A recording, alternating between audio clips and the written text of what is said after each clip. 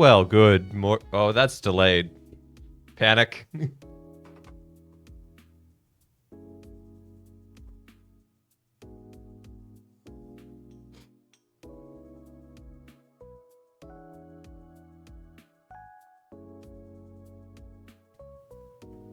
There we go. Oh, that's so much better. But you can notice when it's delayed. Anyway, good morning, good afternoon, good evening, and good night, Twitch chat. Welcome back to Let Us Play. I've got a special guest. Hello, James Marquez here. Thank you, Father Evan, for having me on. Good to have you. Yes. But I can't help but notice you've got one of these on. Oh yeah, these but, little but white you're not thingy. a father. Not yet, no. Oh, in so- training, priest in training. Priest in training. Oh, There you go. James Marquez is one of our fine seminarians. He's been doing his pastoral year here up in New York. And I've been wanting to get him on the show to hang out, so here we are. Welcome to James. thank you, And everyone. welcome to Gail Brayherd, Just Learning Hope, and Mel Tigray. Good to see you all. Hope you're having a good day. And Gail, congratulations. You have won the Crown of Fursendom. And you've claimed it as Special Guest Day. It's a special guest crown. Thank you for the warm welcome, y'all. All right. We're glad to have you here. I'm especially glad to have you here, actually, because I know you're a huge opera fan. Yeah, since I started my pastoral year in New York, with the Met here, I've really come to love it. I mean, I loved classical music, but I never paid attention to opera until I saw it live, and I was blown away. Mhm. Just the stories, the production, the music. Really cool, really cool. And then I heard you were building one, and I started seeing the various clips, and so I want to see what it's like. Yeah. Yeah. Let's go ahead. Let's dive on in. So, hey, Bedroxy, good to see you, Kit. Welcome on in to both of you.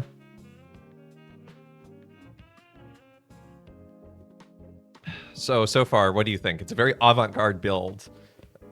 It is, but very inspiring.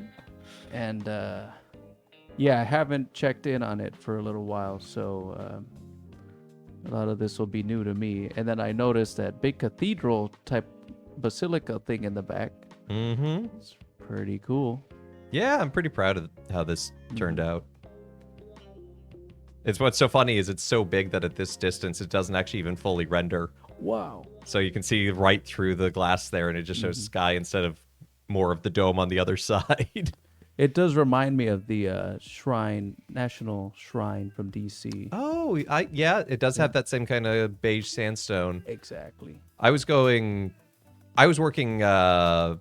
very heavily in sort of inspiration from La Sagrada Familia, Oh, particularly in kind of like this honeycombing of the bell towers. I love that. So, Yeah, and then you have the buttresses, the flying buttresses. that was kind of a Notre Dame-esque Mm-hmm. inspiration. Then inside is very sort of St. Peter's. Okay. So, Monumental, spacious, like big open space. Let's see. Wow. get that out of there. Yeah. So, a little dark, but, Hope wants to know, are you planning on streaming too? Ah, no. I'm streaming now with you. There you This is go. probably There the you go. extent. Don't step on my turf. No, I No, can't. I'm kidding. I couldn't. So, Not yeah. my thing. Not my gift. But I love it. Grew up with games, so this is great. Yeah, I love how this the light comes through the windows in Yeah. particular.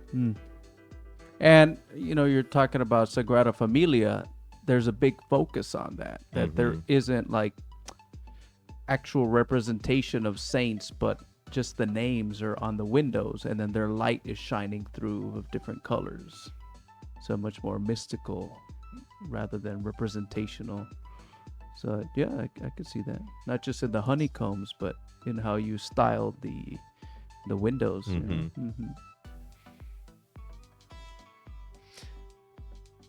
Brayherd wants to know if you're a huge opera fan, can you tell him the difference between a Metropolitan Opera House and an Archbishop Opera House? One is for private use, I guess. The other one is open to the public. Yeah, but this is a recent interest, this opera house. It was funny. Somebody was introducing me to somebody else that I met at the opera. And they're like, "Oh yeah, this is James. I want you to meet James. He's a seminarian, and he's just went gaga for opera."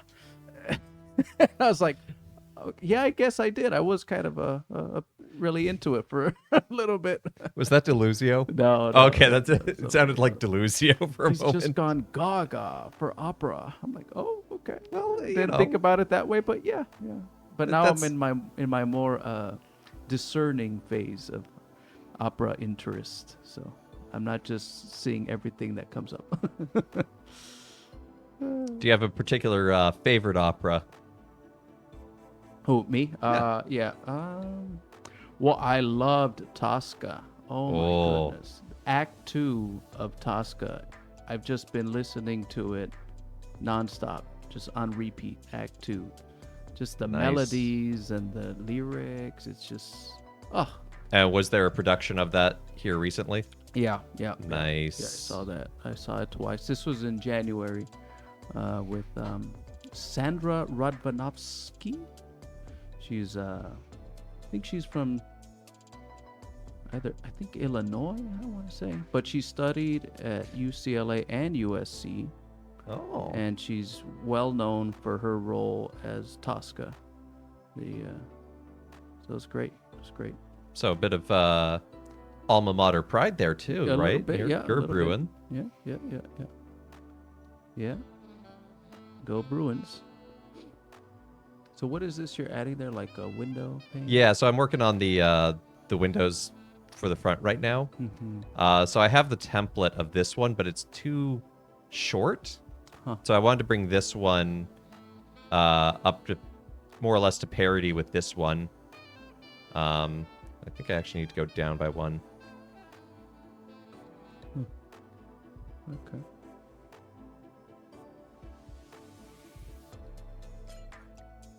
Because then this will allow me to make windows on the side kind of a similar size. Oh, okay. You know what? Time, set, day. You Yes. saw nothing. I forget how the top of this window even works. It involves bone. I remember that. Hmm. Because I think bone blocks are a really cool off-white block. Okay. Yeah, so it's bone, Mm-hmm. white concrete. Okay.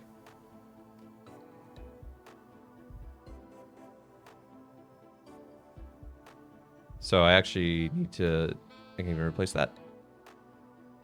But yeah, so this is the lobby that we have so far. Mm-hmm. Working on making kind of this side spiral staircase here. Because this is what leads to the private boxes. Oh, okay. Where I would be seated, of course. But yeah. Whatever. You love the family circle. You'd be up there. No, that's true. I love it. Hey, it's the best sound. It's the best sound. Yeah, you can get a good view of the stage there. Whoa. Had to have the orchestra pit kind of in the middle. Mm-hmm. You know, because when you're working in the design space of Minecraft, sometimes you just have to. It has to be more representational. Mm-hmm. Yeah, rather than functional. Yeah. Yeah.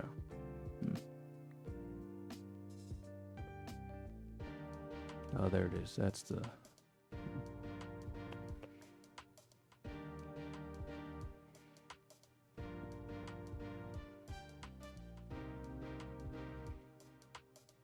And then that should be just like that. Oh no! Whoops. Oh. Fell the wrong way. It's okay. I have good boots. Yeah, I like the height of that Wow, window a look at lot better. that. Yes. Yeah, love that. Yeah, compared to that. And then the idea is that there would also be kind of a smaller window on top, because the actual height, if I come up here, you can see that this still does not come all the way to the top of the atrium. So the top of the atrium will be about here. Mm-hmm. So we'll have a second window sort of balanced on top. Gotcha. Mm-hmm. Oh no. Kit has redeemed a father joke. Okay. Do you know what a father joke is? Yes. Oh, okay, well, just checking. Father joke, like a dad joke? Yeah, like a dad joke, but Okay, you know, I'm not a dad. I'm a father. Oh, You know, okay. So you have a father joke? sometimes All right. I have to give one anyway, whether or not they're funny. So, Kit, what do you think a astronaut's favorite snack food is? It's a rocket chip. Oh. Oh. I didn't say they were good. Gonna cleanse my ears. Love it. Love it.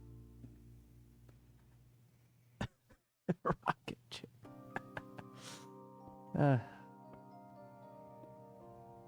Father jokes. You gotta have fun in this life, otherwise it gets boring real quick. Mm-hmm. Yeah, but the last thing I saw was The Marriage of Figaro. Oh, that's a classic. Oh man, How was it? boy, it was so much fun. It's so funny. It's just so funny. I think that's really like the first sort of comedy that I've seen in opera. It's really good. It's a lot of fun if you could get to see it. They do tend towards the melodramatic, don't Yeah. they? Oh yeah. Oh yeah. Hope says, who won the neck decorating contest? It was a tie. Oh, nice, nice.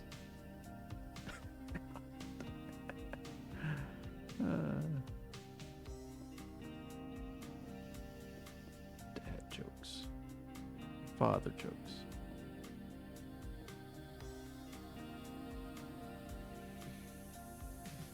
Now, do you have tickets to see, speaking of comedy operas, I have a ticket myself for Barber of Seville. That's right. Oh, you told They're doing me a this. production of that soon. Mm-hmm. You gonna go see that one if you can? Hopefully, maybe later in the month after Easter. After Easter.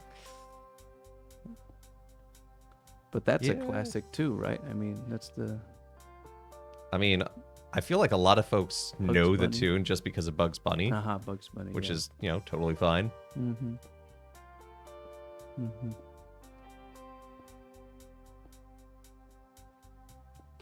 Yeah, so when I was thinking about priesthood and looking at joining the Paulists, I visited DC, their seminary, and Father Evan It's was in training.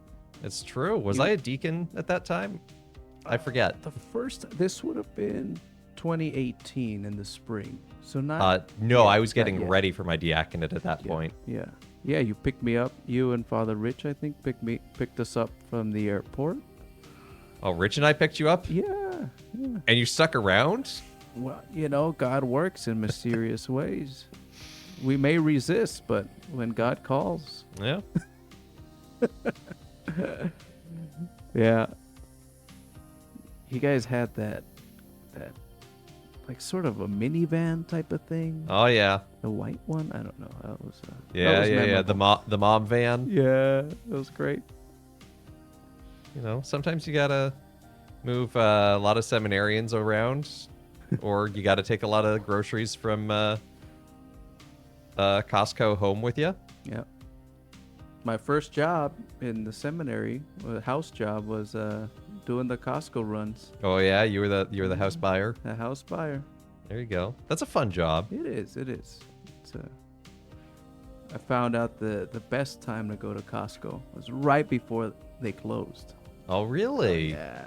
Least amount of people during the week, of course. Oh sure. On the weekend, on I'm the sure weekend. Yeah, everything's no. in a But, madhouse. Like a Wednesday, you go Wednesday, Tuesday. Yeah, right before closing. Easy.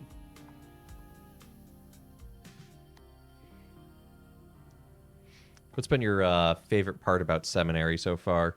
Oh, favorite part. Well, I like the availability of knowledge, I would say. Sort of like, when you're not in this milieu, when you're not in this atmosphere, sort of, how do I put it?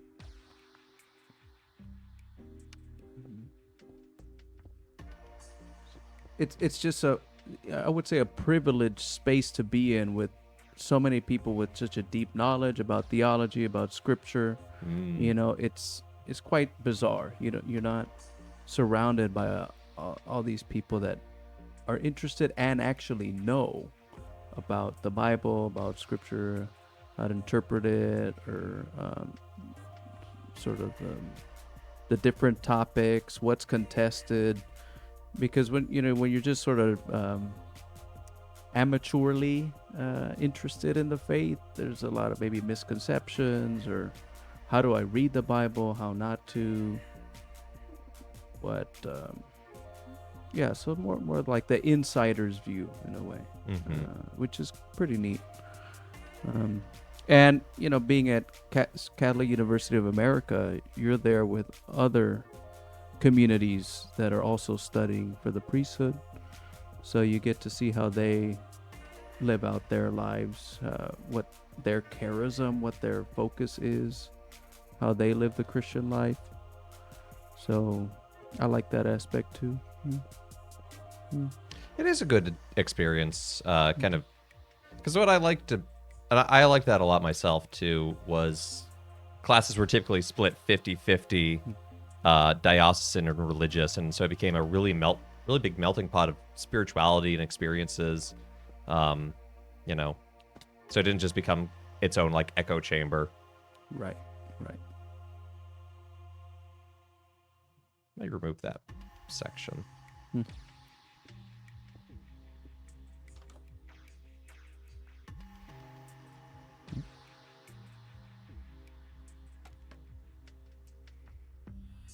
Now, have you had a favorite class or subject yet?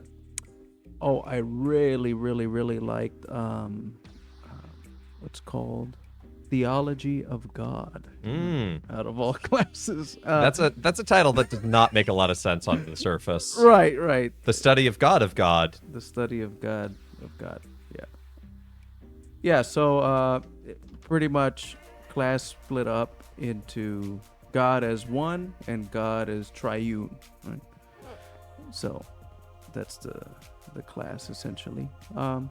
So when I was in undergrad studying history, my sort of summary / thesis type paper focused on the Cappadocian Fathers of the 4th century, and all the Christological, theological controversies at that time, mixed in with the political, situation with the emperors and da da da da. So I wrote a lot on the Trinity and the different types of ways of understanding Christ and the Holy Spirit, and you're sneaking theology in your secular education. Yeah, exactly. I respect that. I found a professor that taught all this stuff, that taught like Byzantine history, and as part of that, you need to cover theology. There's no way of doing late Roman Empire history without the Christological controversies, without the theological debates. They were so intertwined. So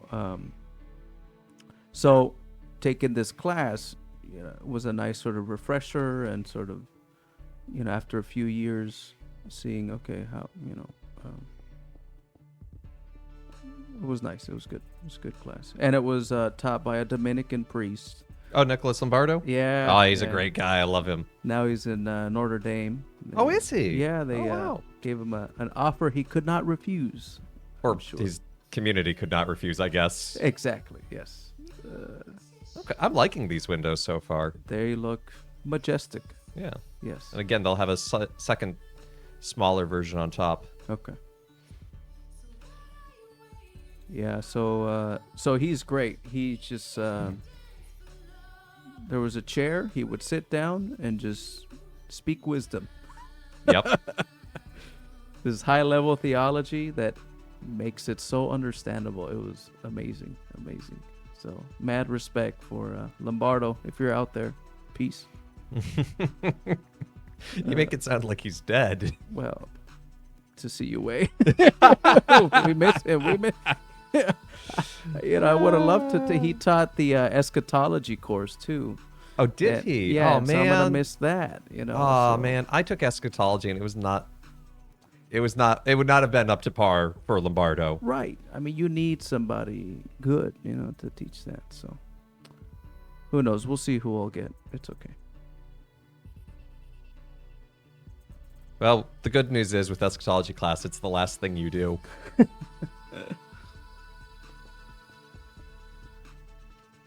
Hope has provided a pretty good pickup line here, by the way. Okay. Hey, girl, just take your time getting ready.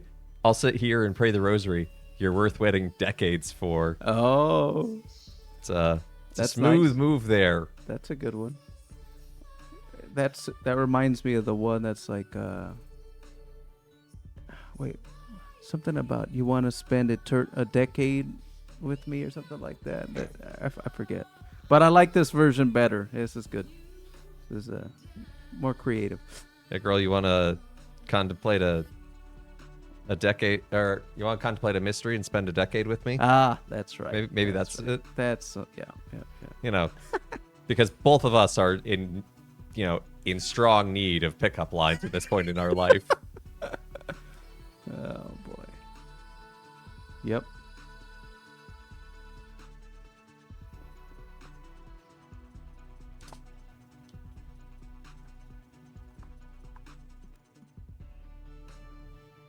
Yeah, I like how this lobby has been coming together, and I'm gonna. Whoa, why is it misty? Oh my God. It's the weather. I mean, I like it. It's mysterious. Okay, well, I won't change it then. No, don't change it. I like it. But yeah, so I like this kind of like grand promenade staircase, and the idea is that I don't know if that will be there in the end, but it'll be something. I know there's a word for this where like you use the molding or like it's just painted on a wall. It's like the big rectangle, but the corners are kind of inverted curves. Like if you saw it, you'd be here. I'll draw you a.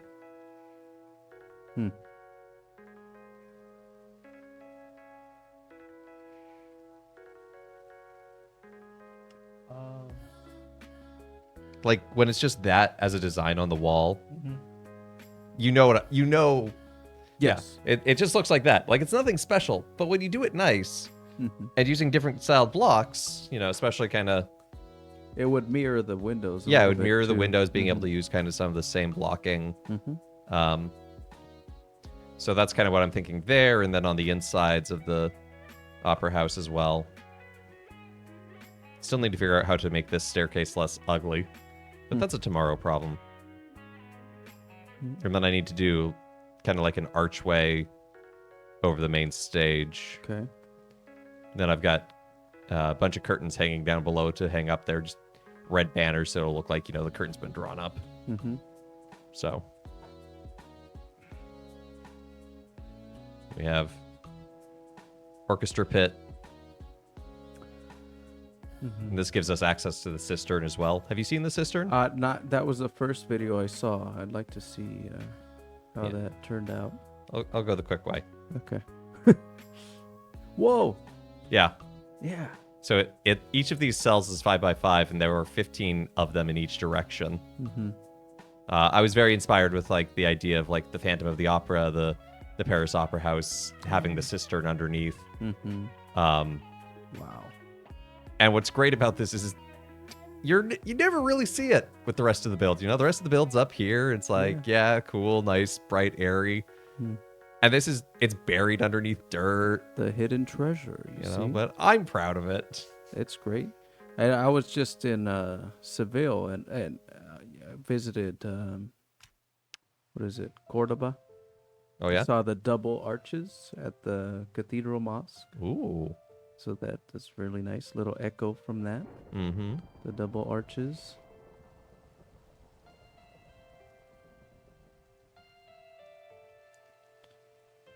So more windows all along, or the windows are only for the front? Oh, no, they'll be on the sides as well. Okay. It's just, I only have 2 blocks left of this striped material, Uh, which is unfortunate because, that's kind of what's yeah.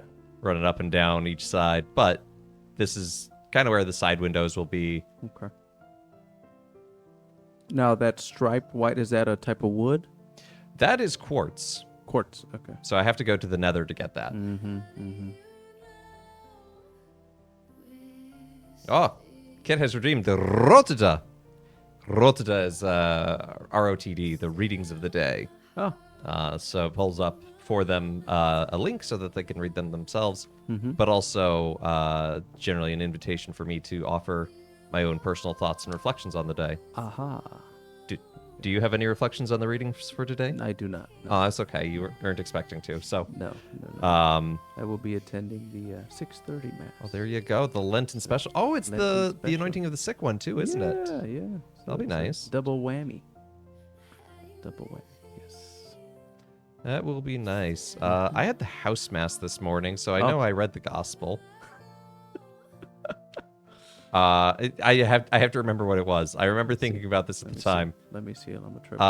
It's part of the Johannine discourse of Jesus being like, "I am sent from the Father," you know. I think there's an interesting point in there where the leaders are like, he's making himself equal to God, and it's like, well, in some senses, yes, actually. But it's definitely part of that. See, here are all the red curtains that I've set aside. Oh, okay. Father, I know I've read the gospel. Yeah, yeah.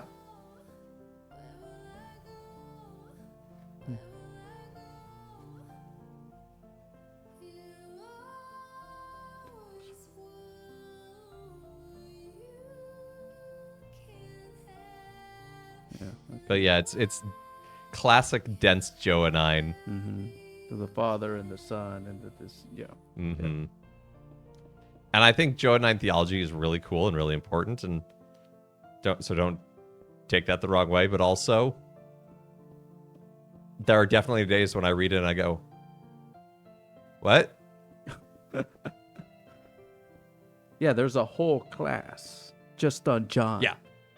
Yeah, so you have the Synoptic Gospels class, which is Matthew, Mark, and Luke. And sometimes even Acts. And Acts, yes, of course, You know, that's right. oftentimes And Acts, professors will because include Acts in that. Luke is the author there. So it's but yeah, there's just a whole class on Johannine literature, including the letters, right? Have you taken that class I yet? have, yes. Did you do Revelation? No, Okay. no. Some professors are like, we'll do John and we'll include Revelation. Others are like, no, that's a totally different tradition, so that's going to be a different class. It's like, okay.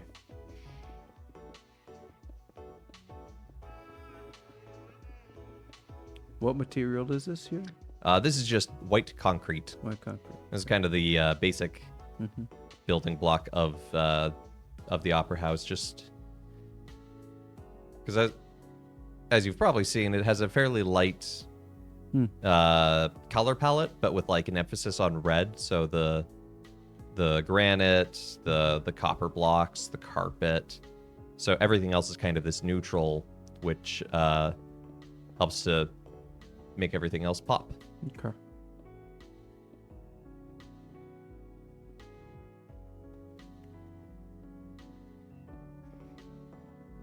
Now, obviously, I don't think you've been to a ton of opera houses in the world. No.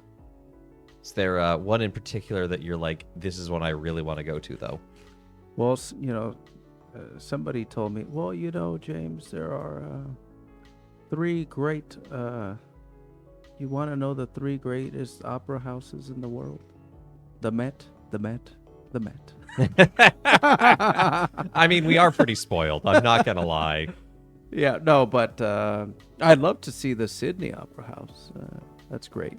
I've heard the acoustics there are actually dreadful. Really? Huh. Yeah, it's more form over function. Okay. That's what I've heard. I'm no expert. But just as a building, It's a really cool looking masterpiece building, and I want to see inside it. Yeah. And I was recently, so I finally decided to look into the Ring Cycle. The Wagner Ring Cycle. The Belungen. Yeah, so I somebody gave me this little booklet of, he's a priest, M. Owen Lee, Father M. Owen Lee. Okay. And he had this radio show, I think out of the Met. At intermission, I think he would give a little chat, Oh, cool. And So this book is like a collection of his observations or commentary on the ring cycle. Nice. So just for the heck of it, I've been going through it finally, and it's quite outstanding. And then I recently learned about that Wagner has his own designed his own opera house. That sounds about right. Yeah. So He loved his Gesamtkunstwerk. what's that?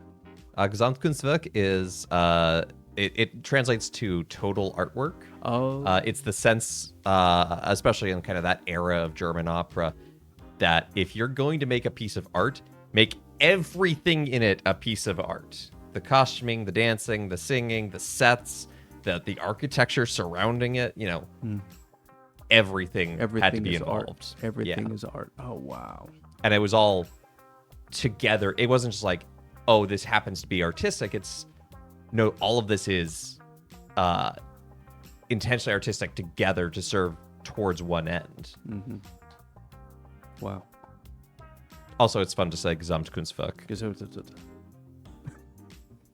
If you're gonna watch the Nibelungen cycle, I think you got to work on your German. think I will. Ja. Ja, das ist sehr gut. Yeah. So that'd be a cool one to see, is what he designed, Yeah, I just love to see the ring cycle, like do the full proper Oh. like 3-day or 5-day or whatever it is. Yeah, I found there's a website that compiles like all the information for where around the world where it's being performed, so you can plan. Nice. I mean, I remember learning about that in this high school humanities class I took, and in it, our teacher was like, "Yeah, some folks get really into this, and it's sometimes they will argue about the proper way to do it and interpret it, etc." Oh, sorry, and they'll get into fights, like physical altercations. Wow. And it's like, I enjoy opera a lot, don't get me wrong, but the thought of getting into a physical altercation over it sounds a little much.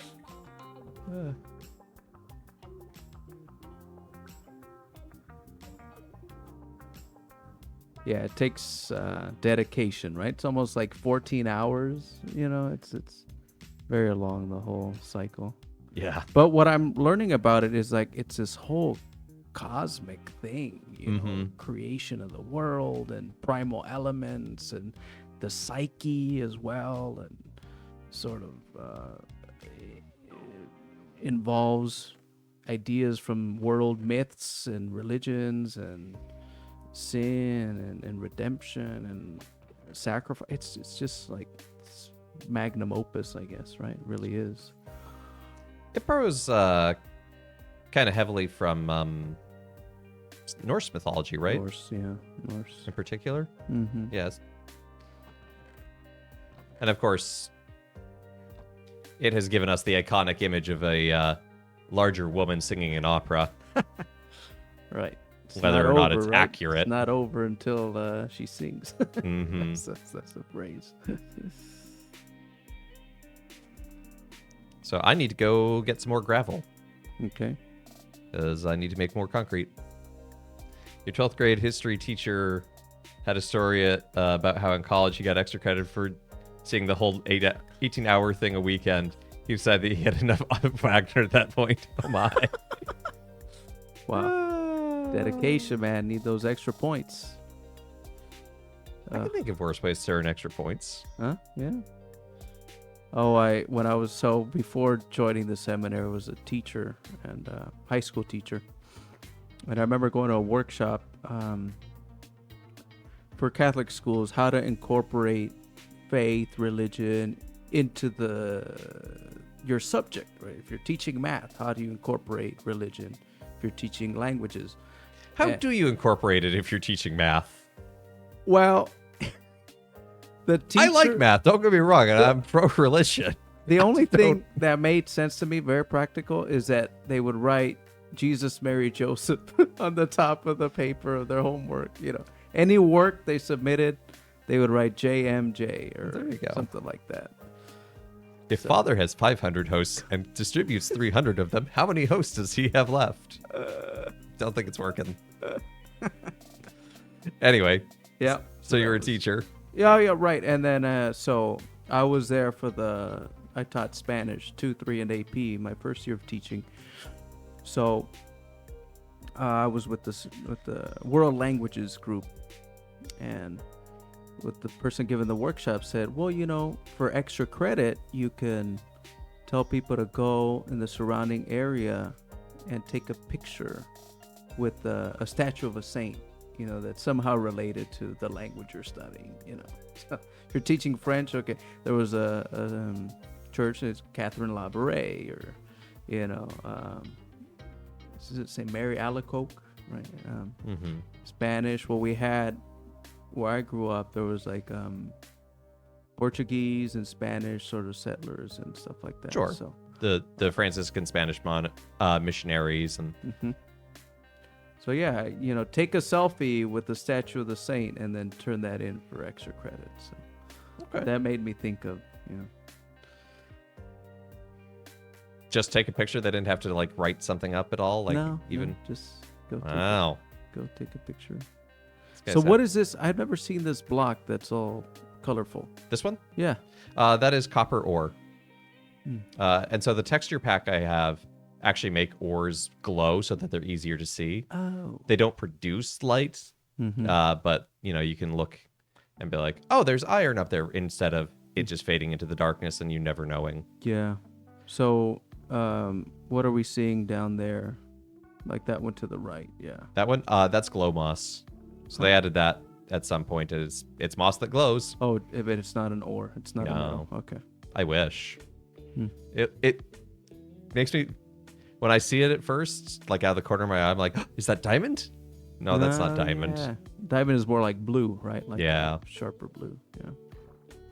But, I see a little of that blue and I'm like, oh boy, diamonds. Not so much. Wow, look at this cavern. Oh my.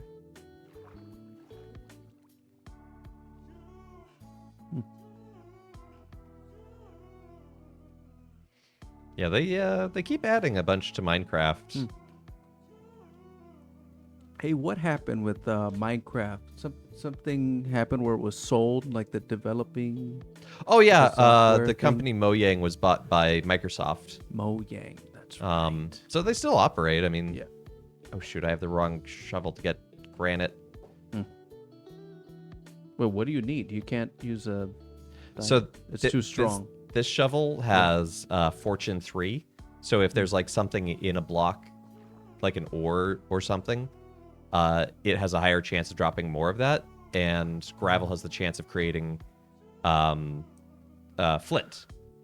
So if I use this this shovel, all it does is make flint.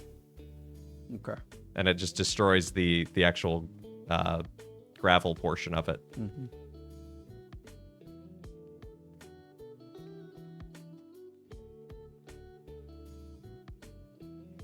That's why I have a backup shovel up here.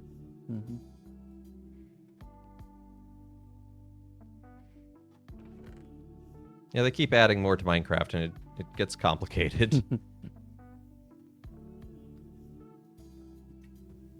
Because you've played Minecraft, you've done a bit of Minecrafting in your time. Yeah, in high school, that was all the rage.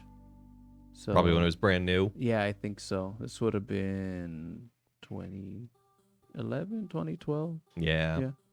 It was released in 09 in its original form. Okay. So.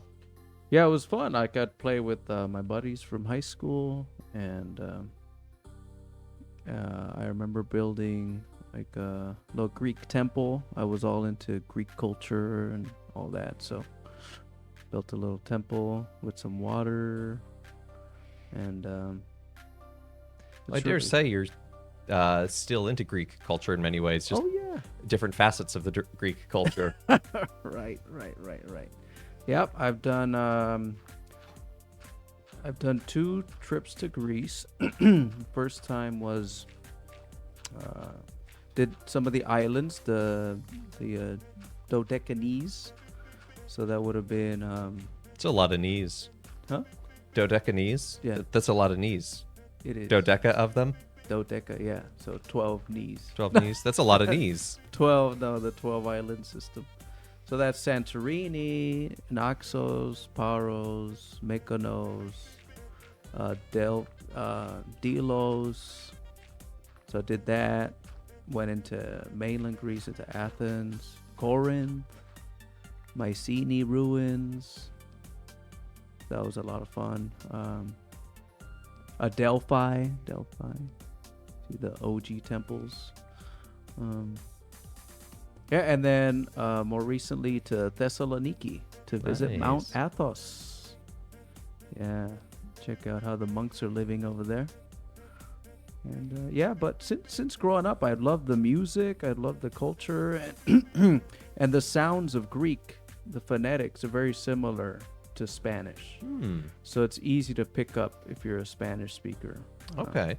And then obviously the shared words with English and Spanish, so you sort of have an easy in terms of pronunciation and a little bit of the vocab. And their grammar is pretty straightforward. I mean, the verbs pretty regular, conjugation. Yeah, it's just got to memorize the declensions. Yeah, but it's not as bad as ancient Greek, because I think really. Oh, sure, Greek modern's has, probably- like 3. Yeah, probably has like 3, because like the dative and the accusative sort of melded. Mhm. The As often happens in languages, that Mhm. they become simpler over time. yeah. So. Yeah. So yeah, I could get by with my Greek. It's conversational, and Well, you also have, you could pass as Greek. oh yeah, that's what I like so- about it too.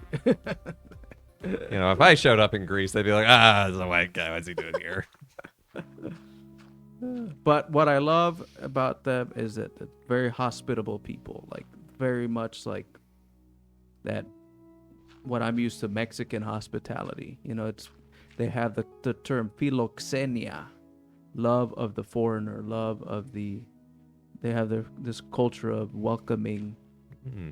the other, welcoming the visitor. It's part of their culture, and I feel like Mexico has that too, a great love of the other people, people that take an interest in their culture.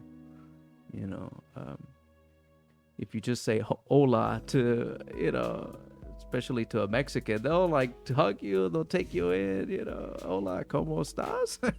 They'll hug you, Well, one of the tricky things around here with Spanish is we have so many different dialects, I guess, of Spanish going on in our parish because, we have Puerto Ricans, Dominicans, Mexicans, some Cubans, the little smattering of everything, it seems, So diverse, yes. which is awesome, but also learning to, I don't know, Oh, panic. watch out. This is why I have good Fight armor. back, fight. Oh, they're fighting each other. You've turned them against. They're doing my bidding for me.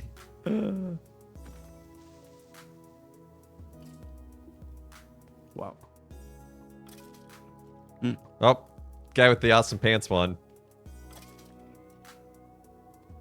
So they're called creepers, right? The green ones are creepers. And the skeleton ones?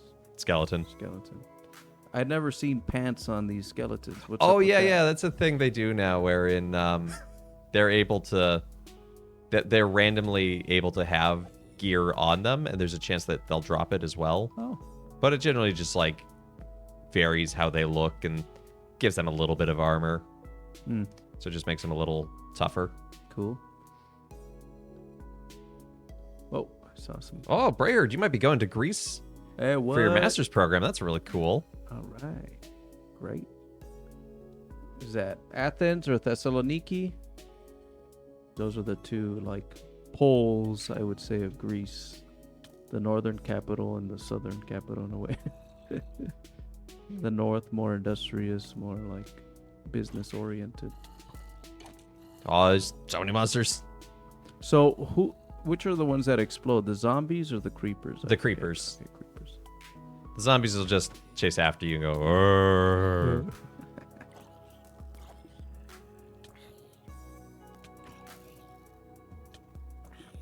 Leave me alone. There's a pile of granite, or not granite. Whatever it is I'm looking for back here. Also some diamonds.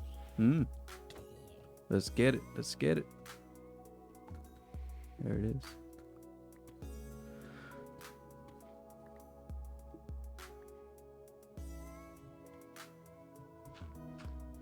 Oh, this is it. This is what you're looking for. This is it. Ah.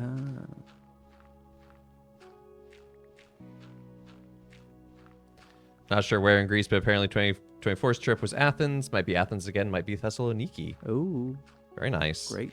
You know, I love Thessaloniki. It's like, you know, I've never been to the French Riviera, but when I think of Cannes or Marseille, the pictures I've seen, like Thessaloniki sort of feels like that. It's like Okay. it's got a nice little boardwalk with like apartments and then shops at the bottom and cafes. And so I went last year in March, April, and the weather was just great. It was not so hot. People were out, you know, they're having their coffee, you know, just talking, people watching. It's such a like a local vibe, you know.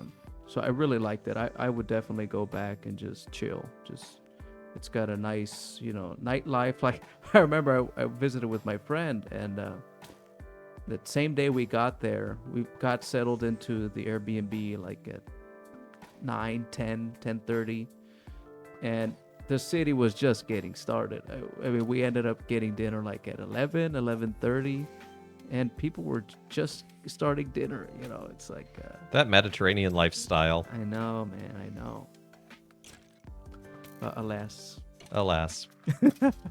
We're stuck with the Protestant work ethic of, you know, 9 to 5. That's really 8 to 7. Sleep when you're dead. Sleep when you're dead. Yeah.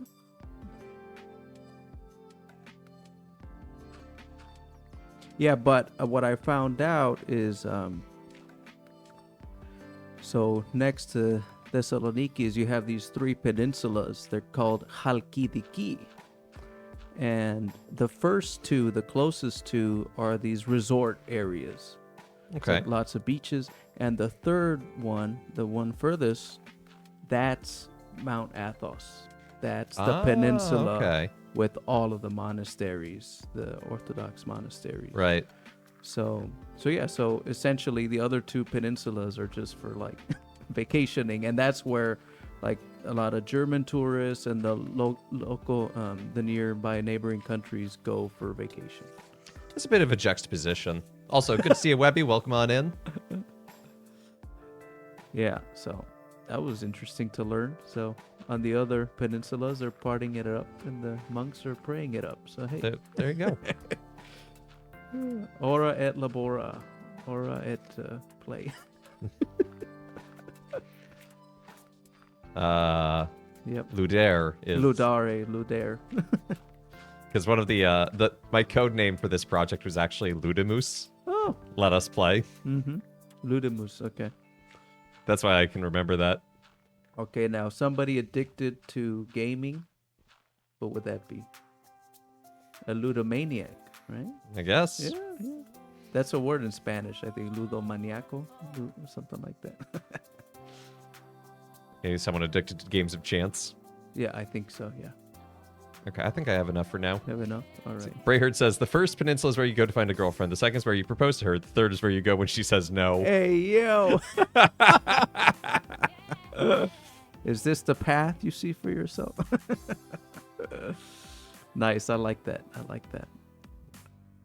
Halkidiki. I think Brayherd has discerned priesthood is not his vocation. Aha.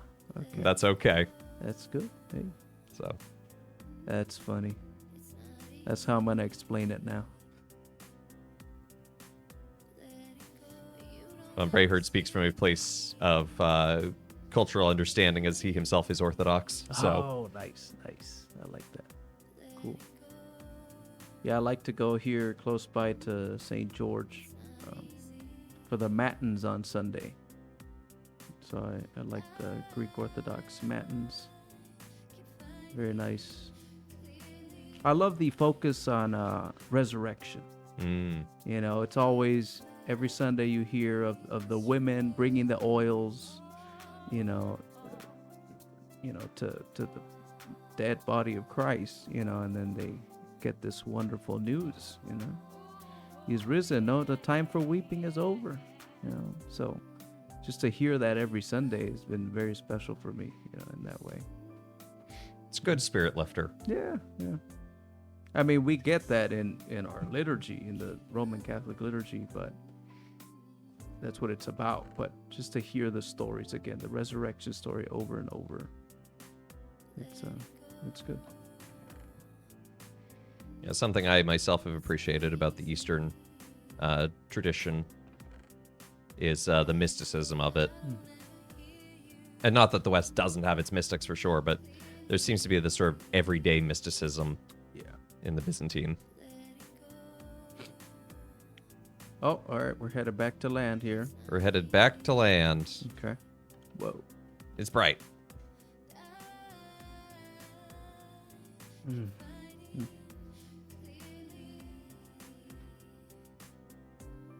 The skeleton hasn't been exposed to sunlight yet.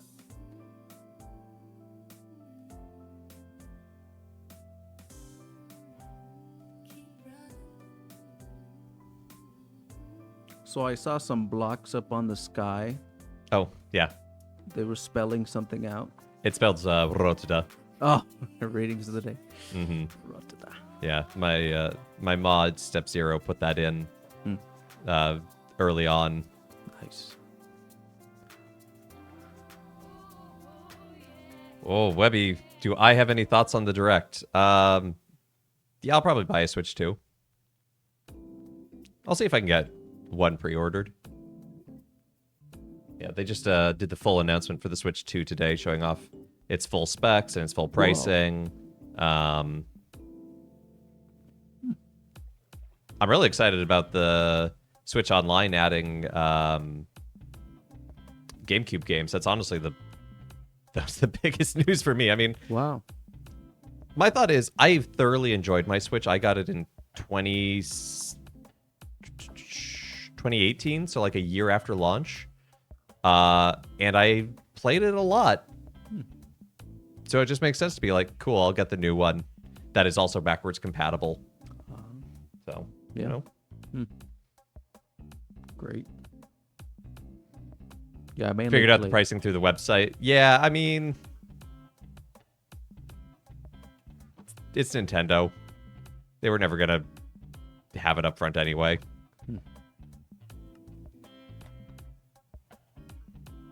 So, sorry, it sounded like you were about to say something. Oh no, what did you just make there? Concrete powder. Oh. So now that I have the concrete powder, I now have to take it and put it in water to make it solid concrete. What? Yeah, it's a two-step process. Oh, that makes sense. Okay. A little pricier than you think it should be. I am so bad at judging that sort of thing. And quite frankly, just given the market of other consoles and things, I'm like, whatever. That seems fine to me.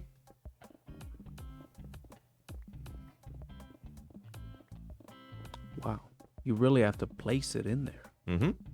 Wow. Okay. Yeah, I mean, I mainly grew up with Nintendo. Yeah, I didn't do any Xbox or a little bit of PlayStation early on, but mainly the Mario stuff. It's not a bad thing.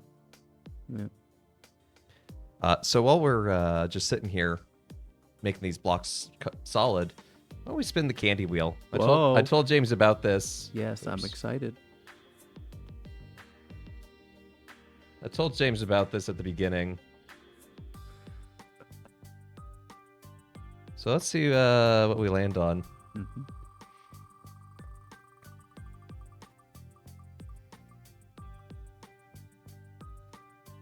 Oh. Tahini mango rings now. That's normal. Yeah, That's like a normal. safe one. Oh. You can have a tahini mango ring as well. I'm sure I've had one. Ginger pastille. That's an interesting one. Okay. I like ginger. Well, get ready for a lot of it. What? What do you mean a lot? These pastilles just taste like a lot. Oh, okay. That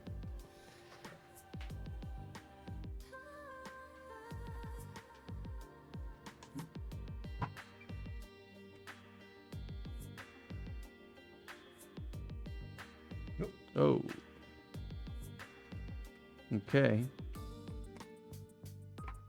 Do you chew on it? What do you do with this? you just suck on it. Ooh. Like I said, it's a lot. Okay, I was in the chat. This is not a good thing. I'm gonna have this face for the rest of the day. Didn't your mother ever teach you if you keep your face like that, it'll get stuck? Yeah. With ginger too. This smells like a Chinese acupuncture Oh, place. Herbal medicine.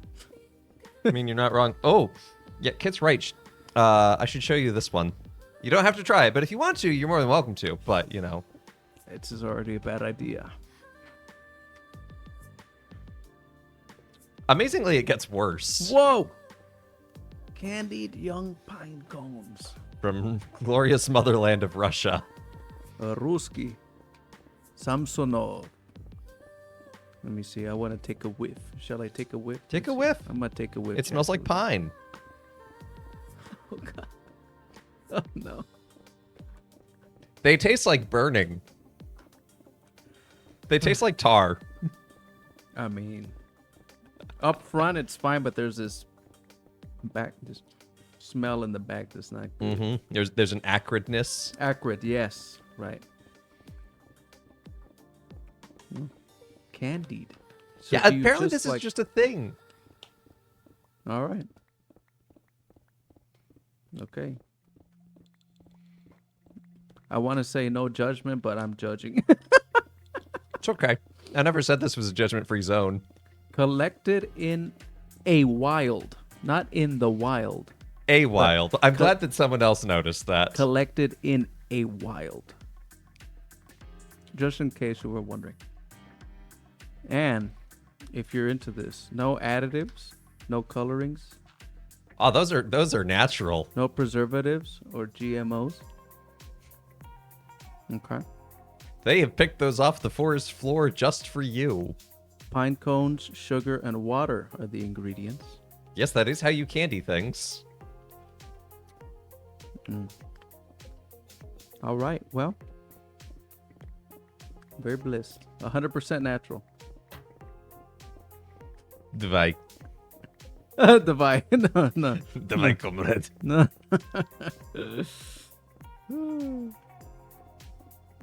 Wow. Yeah, this is ginger, all right.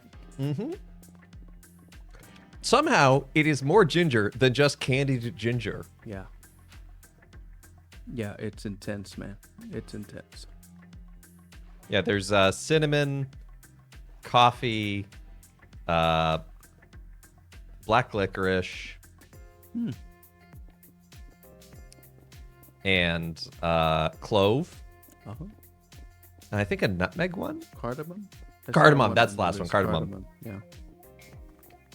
Yeah, so I have others if you're interested. I have a whole drawer full of weirdness.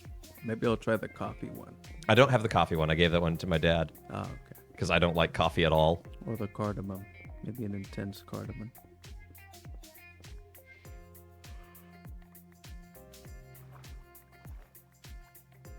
With the Turkish, right? Don't they like to mix cardamom with their coffee, I think? I think so, yeah. They do that. Mm-hmm. I also have Turkish black licorice candies if you'd like, good. No, thank with you. Turkish pepper. Oh, no, I'm good. Okay, just checking. No. Cardamom would be fine.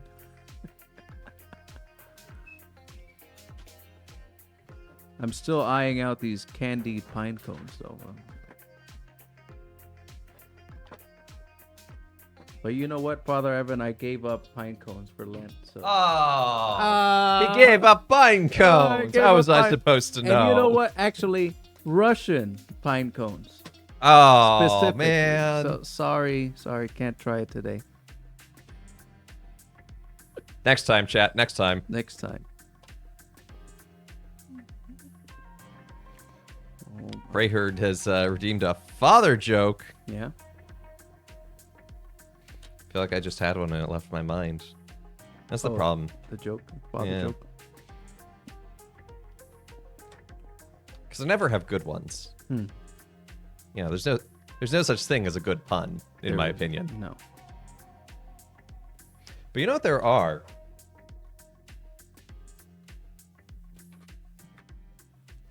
There are puns that are terrible. Oh. Oh. Give me one. I'm going to have to take another one of these. Oh. Tell them about the pickle candy. Which one? That's a hard pastille to swallow. Ah. Ay, ay, ay. The one I spat out. Yeah, I had this candy. It was a sour pickle ball. It was also spicy. It did not say that on the packaging. And it wasn't because it was spicy that I spat it out. Like, you've seen me. I use the chili oil. Yeah. It was just bad. It just tasted moldy. Oh. We don't like that. No.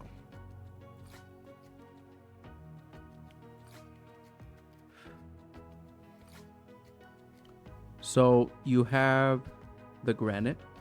You have the concrete now. I Right. have now made this much concrete. Okay. So what I was thinking I would do is go around and block out where I want windows on the sides here. Okay. Because this is going to be like a little hallway. Uh-huh. So like this side will be filled in. And again, this is where like I'll do some of that like filigree work to fill in the space. So it's not just the same white all the way. But for now, I can just fill it in. But then I was thinking windows on this side. But they only have to go up to here. Or can only go up to here really realistically. Because of the hallway. Because this is a side entrance to orchestra. Gotcha.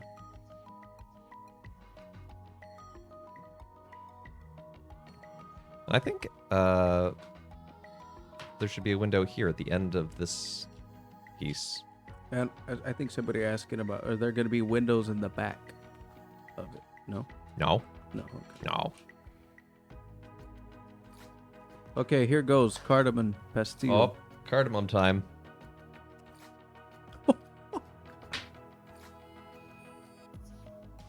Ah. This I hope day you're is having a good time and don't regret coming here today. This day is full of bad choices. Give me the pine cones while we're at it.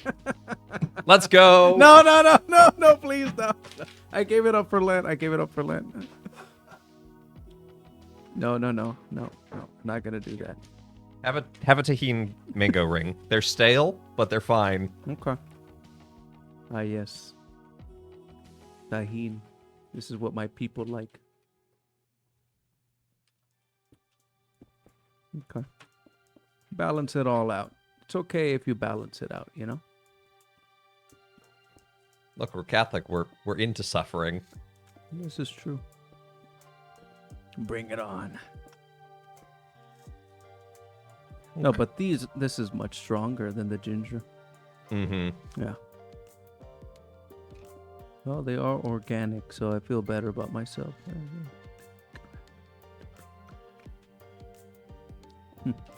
They are incredibly organic. Like, ingredients. Where are they? In the back. Oh, right there. Yeah. Tapioca. There, and something. at the top, I was organic molasses granules. Granules. I love that it's not just molasses. Organic tapioca powder, organic cardamom essential oil. It's 3 ingredients. That's all these are. Yep. They sure are candies of all time, chat.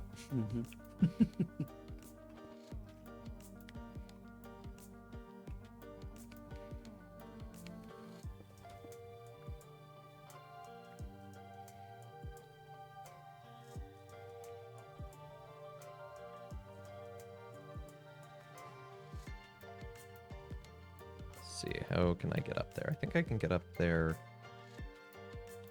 Whoa. Little hot. Shh, just don't tell OSHA. Arsenic is all natural. This is true and very unhelpful. So what's up with the cows? What do you need them? You mean the sheep? Or sheep, yeah. Need their wool for the carpeting and the banners that are going to be like the posters. Gotcha. Okay.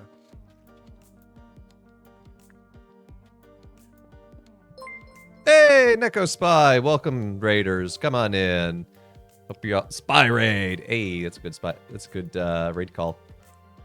Hope you got good progress. Neko Spy is a member of the community, and he has started streaming recently. He's working on his master's in game development. Okay. And so he's been streaming, making the assets for his game. Wow. You have a good... Make good progress today, Neko? Joined today by seminarian James Marquez. Hello.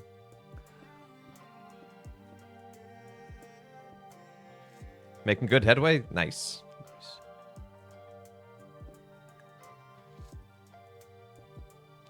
So this is the second floor? This is actually going to wind up being an empty space, interestingly enough. Okay. Because you'll have the wall on this side.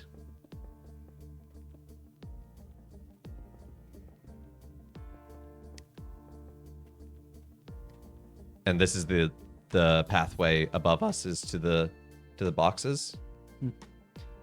So you're kind of in this honestly kind of a weird liminal zone. But that's okay, because it won't be seen. There will probably be windows here on the side. Okay. You know, just to fit with the theme and all that. But functionally, I don't have to worry about how anything up here looks. Okay.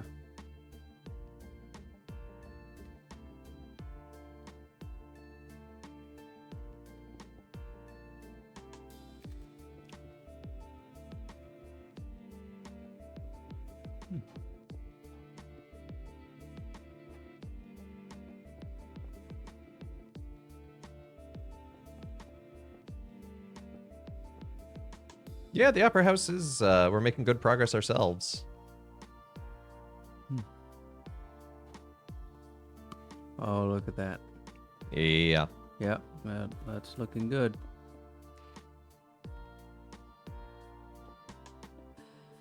So that's underneath this, the seats. Mm-hmm. Yeah. And so the idea is that this could be like, you know, in sort of environmental storytelling, this could be like a storage area because you can access this. Yeah. Like you can, like if you go take the backstage entrance down to the cistern, you can actually get underneath all of that. Oh.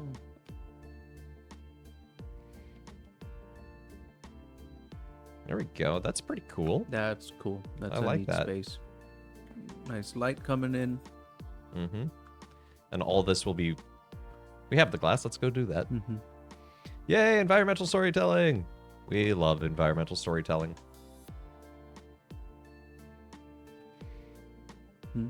Like pine cones. Oh. I'm kidding.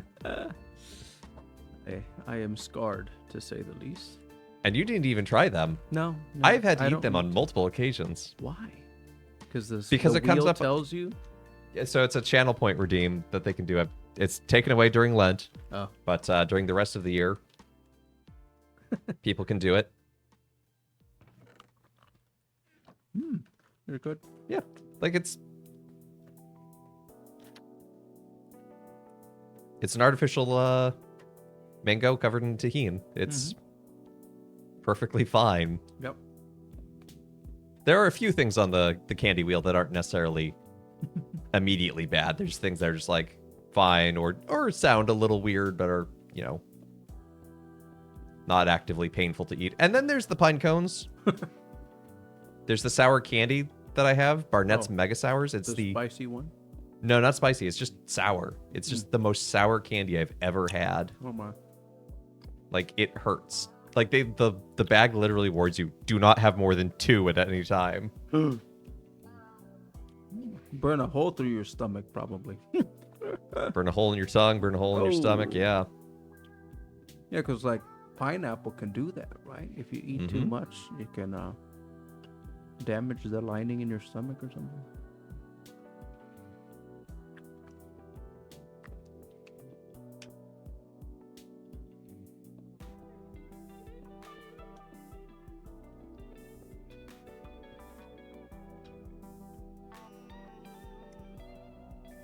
Should probably put some torches in here as well.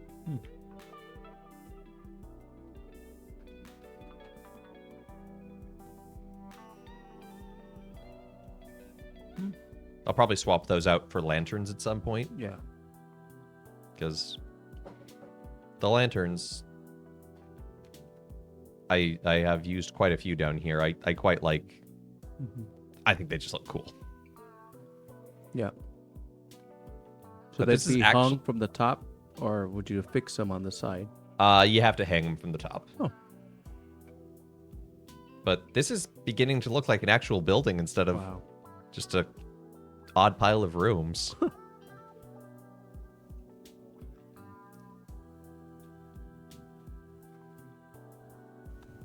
Hey, little cheesy.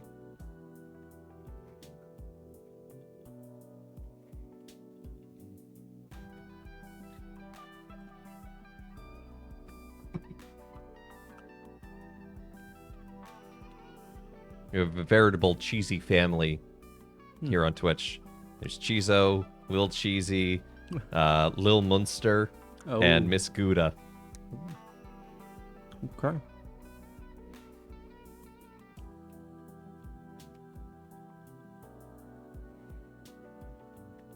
It's fascinating to get to know people and not know their real names. Right. And I love it. This has been a fascinating ministry to do, and I love it. Yeah, I've been wanting to ask you. So, how long have you been doing this? So I started streaming when I came here, which would have been 22, so October of 22, so 2.5 years at this point. Nice. Yeah. And recently, you got through some major milestones, I would say. Yeah, so hit 400 not that long ago, and so we're up to 421 on the channel in terms of followers.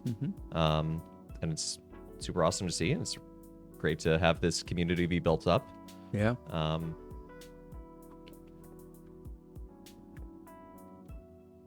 Yep.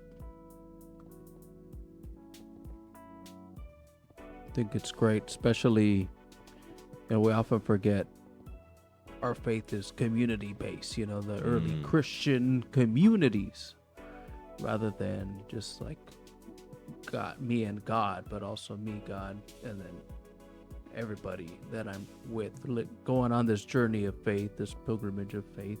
And Amen. as technology goes, there's different spaces to create community. That's great. Hey, Shadow Vision, good to see you. We are indeed still working on the theater, and I believe because it's live theater, it's RE, not ER, but I don't know if it really matters.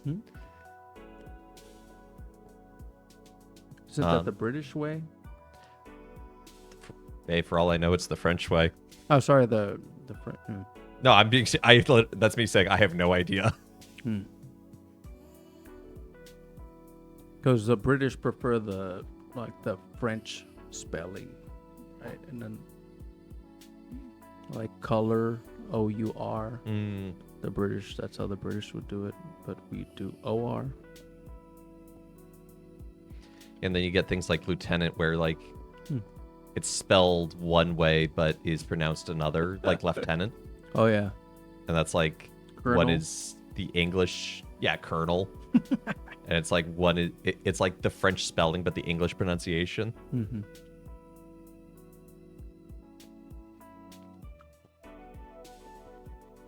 To answer your question, Kit, I had a bonus stream recently to celebrate 400 followers where I played a bunch of Magic games. Oh, I believe I went 8-3 that day. I think it was about 11 or 12 games, and I think I lost 3 of them.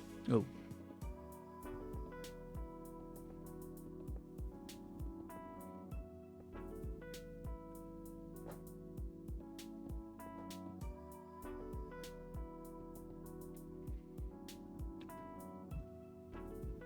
Oh, it looks so plain right now, but again, through the use of artwork and posters, because you can. I guess let's actually do that. Oh, I thought I had my Elytra on. Oops. Oops, we're declared.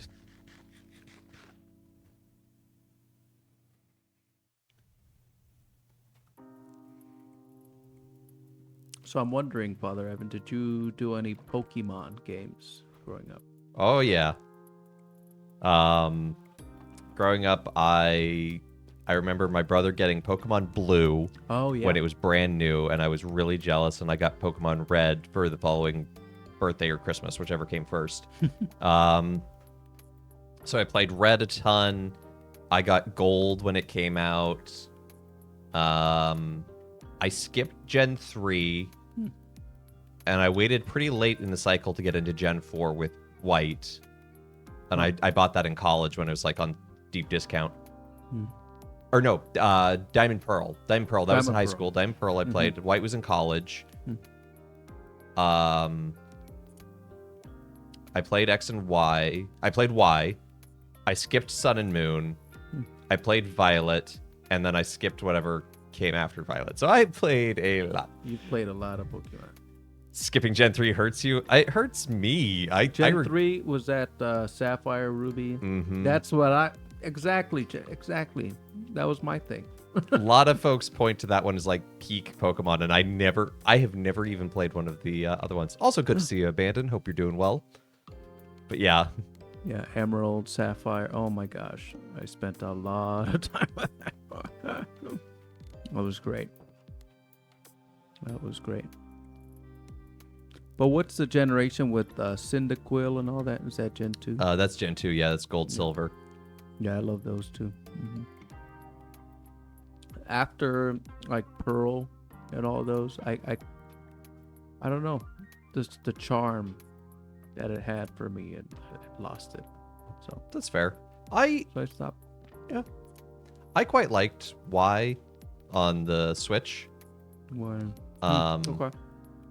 I also played Violet. I played that actually on stream. That was like one of the first games I played on stream. This one was brand new. Oh my gosh, that game is glitchy. Really? There's this point where, so you can throw your Pokeball. I'm sorry, I'm not used to having a cable here. You can throw your Pokeball at like a wild Pokemon to initiate a battle. And there's this point in the opening area where there's this cliff you can get to, and you can see to this other cliff, and it's full of Pokemon, but they're like level 50. So it's like, oh, don't go over there. That's for later in the game. But if you throw your Pokeball and then you run away from the fight, you're teleported to the other side. And so you just run around and you pick up all these items, including all sorts of like experience candies. And all of a sudden, like, I haven't even beat a single gym and I have a level 50 Pokemon. It was so stupid. Wow. I loved it. I did not like it because it was a good Pokemon game. But yeah, you can place the art and get different things. It depends kind of on like Was that King Kong? What is that? Donkey Kong. Donkey Kong, yeah. It kind of depends on like placement and things, and like space. So like you can. I'm gonna have to mess around to trick it into doing certain things because like you can. If I do this, like it will be more restricted. So actually, that's really nice. That looks good. That looks good. I'm gonna leave that as it is. So you can do things like that. Gen 3 was the Sarah Peak Pokemon content because it was post-game Battle Frontier, etc. Ah. Oh, Battle Frontier, yeah.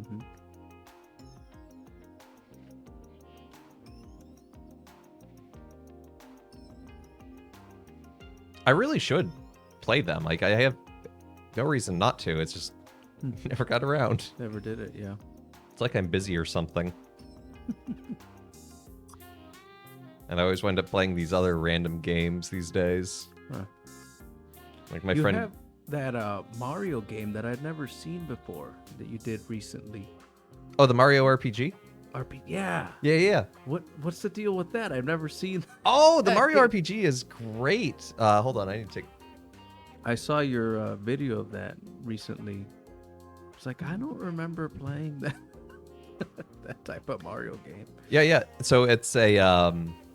It was made by Square, back in the day before they became Square Enix. So the Final Fantasy people, and it's on the Super Nintendo. Like it's literally on that shelf of cartridges back there.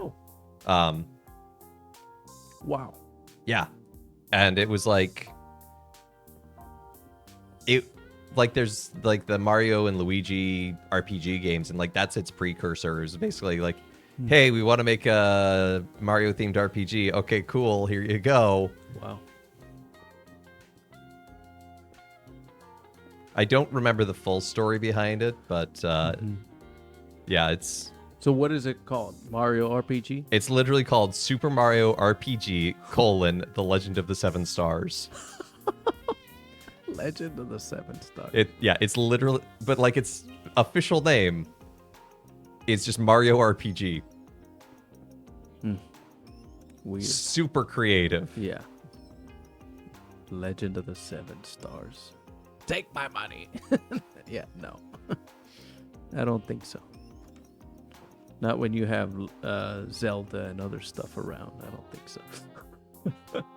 I mean, honestly, it's a good RPG. Is it really? Okay. Yeah, I mean, again, it's made by the people who made Final Fantasy, and it was in the peak of the 2D Final Fantasy era when they're making 5 and 6. Okay. It has this timing thing so that like when you're attacking or defending, if you can press the button at the right time, you'll do more damage or take less damage, which makes the battles way more interactive rather than just sitting there and going, hey, wait until my turn, you know. Mm-hmm. Yeah, they did a Switch re-release recently. Wow.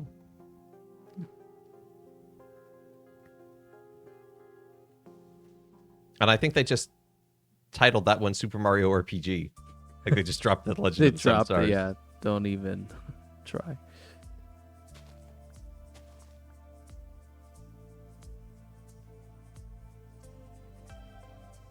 Now, do they still have bees? Mhm. They do. Okay. Oh yeah, and I need bees because I need their beeswax to coat the copper. Because if you don't coat your copper, it turns to verdigris, Wow. which is actually the plan. I'm gonna put a dome on the roof of this, and I want that to be verdigris Okay. because I think that'd look cool. Mm-hmm. But for Yeah, now, it'll be a nice contrast to the cathedral thing, basilica. Let's make some dies. Okay. So I want to do some messing around with this, so I can stick a.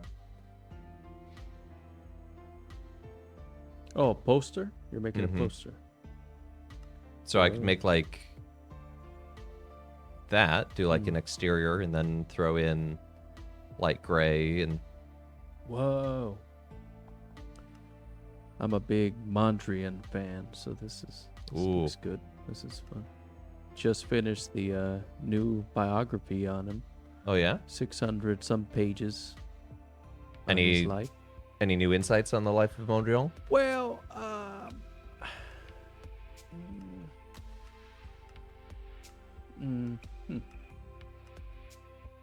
well, I don't know. Like, this is the first thing I've gone through with him, so I don't know what would be new. But it's just nice to see his whole life, sort of.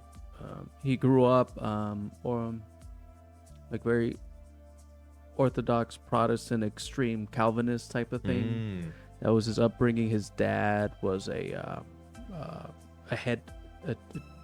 pretty much a principal of a school. Of A this, like, headmaster. a headmaster, yeah, but like of this extreme form of Calvinism. So very strict. Very strict, yeah, very strict. So this is where he's coming from, and really painting was his way out of the house, Okay. his way of independence in a way, because his uncle was a painter, and he would hang out with the uncle here and there, and the uncle would teach him how to paint. And his dad too did some sketching, some basic drawing, so the dad taught him as well. Okay. And he wanted to be a sort of an art teacher. That's sort of what he studied for. And lived in Amsterdam, and then ended up moving to Paris.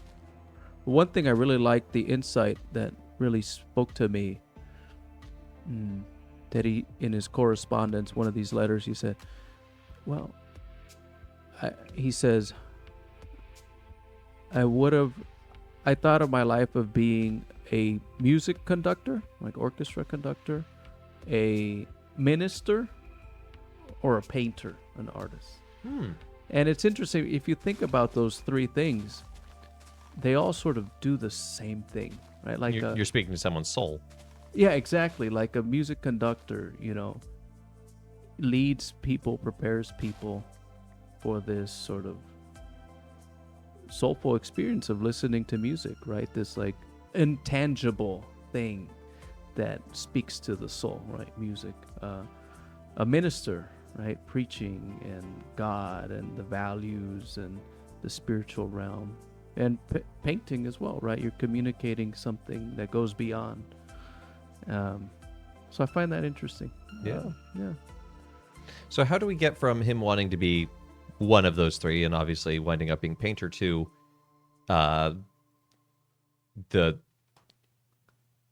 what he's best known for being sort of the color block Yeah, squares, the abstract. which So what's I think is interesting? beautiful. I love Mondrian. Yeah, what's interesting is like there's this concept or this idea that developed that he hated nature, that he couldn't, like if he was to sit at a restaurant, he could not have a view out the window because he would see a tree. And so people say, oh, he must not like nature. But actually, it's that he would be so transfixed by the tree, so enveloped by its complexity, its beauty, what it represents. That's sort of that. So that's the take of this author that did this biography, that it's actually, he really loved nature. And when he was living in Amsterdam and the bicycle became a popular and accessible means of transportation, he would do these outings out into the countryside and paint these beautiful landscapes. So it would be erroneous, really, to say that he didn't like nature. And what he would say is, when he would be criticized for the abstract stuff, and he would say, no, I'm actually trying to show you what life is made out of. Yeah, I'm trying to show you in a more elemental way what a painting of a tree would communicate. He's trying to break it down to a primal level. Yeah, sort of. Yeah, in a way, So, yeah. Fascinating. And he would, like, these color blocks, right, that we're used to with the lines. Like, he would spend so much time creating one and, like, filling in and, like, redoing it and making the line shorter, making the line thicker. And it would all be done by intuition rather than like a method, rather than like rules that he sort of grew up with. He was becoming more in tune with intuition, with like what feels right for this painting, what feel the balance of the colors. There was no method or, it's just what he saw felt right. And he would tinker with the lines. And so a lot of, like, even the canvases that he used may look like a square, but they're not. One side, one of them is one of the sides is slightly longer, so it's almost like Imperceptible irregularity. exactly, yeah. So, oh, fascinating story. Yeah. Yeah. Oh, you want to? You slide it off camera. No, that is fascinating, and it's You know, something I've noticed that going to mass as a kid, I would notice that when the priest is giving the homily or during one of the Eucharistic prayers, I always notice couples and families. That's when they like hug each other. That's when they like come together, you know. And I always thought that was such a beautiful thing. And I've also noticed that in museums, when couples go out for a date and they're looking at a painting, they'll sit and they'll like embrace, music, right? Listening to music at a concert, you see people snuggling, So, well, not at the concerts I go to, but hey,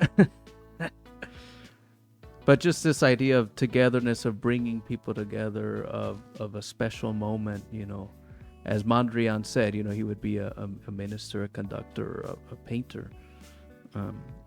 All of those things sort of foster that union, community, values, right on. spirit. Yeah.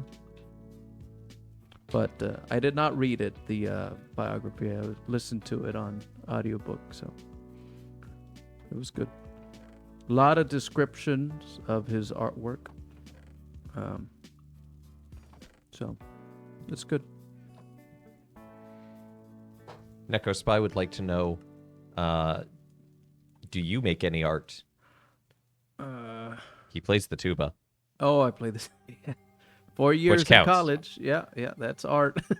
Running around a field like a crazy man with a huge instrument. Yeah. Not really. Like I've tried to sort of, but I'm not devoted to art, in that way, to art making. I do have some paint, and I'll throw something on a paper here and there, but no, I'm not. I wouldn't say I'm an artist.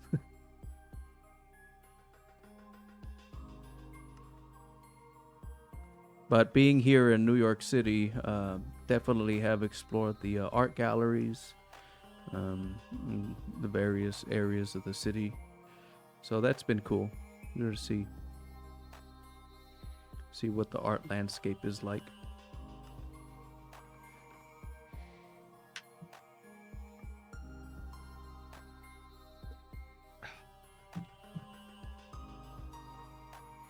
You'd have appreciated a couple, maybe I think last month maybe even in February, doing a co-stream with P. Tony, another Catholic streamer. Mm-hmm. And apropos of nothing, we just wound up going off on this deep dive tangent on modern art and its role and its importance and good examples, and talked a lot about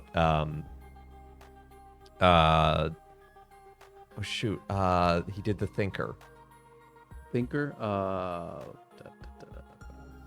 You know who I'm talking about, though. The French sculptor. Yeah. Right?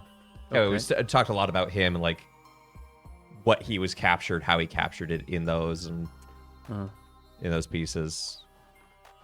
Oh, why can't I think it starts with an R, right? Auguste Rodin. Hey, there's P. Wrote Tony. down. Oh, there it is. There he is. Oh, there he is. Oh, That's the man. Neko really likes the way he says it's really beautiful the way you talk about art and faith really resonated with him and the way that he makes art for his games. Oh, So- cool. Awesome. Cheers. Amazing.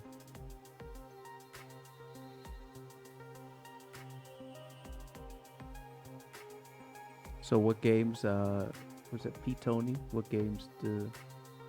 He does all sorts of things, but stream? his main thing is he has a comedy game show he does on Friday nights called Game of Favorites.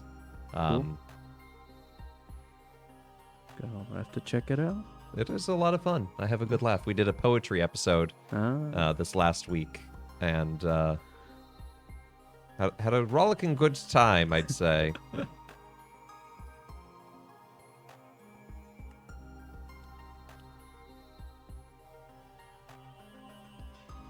So right now I'm just making random banners, with the idea that like they evoke an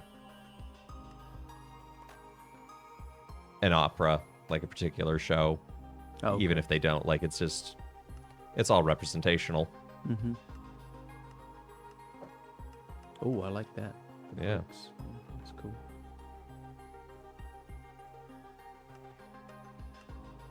I may just leave it as it is, actually. Yeah, yeah.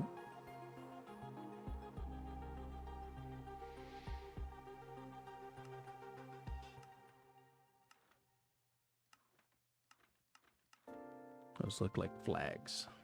Yeah, it really diamonds. starts out as a flag. Mm-hmm.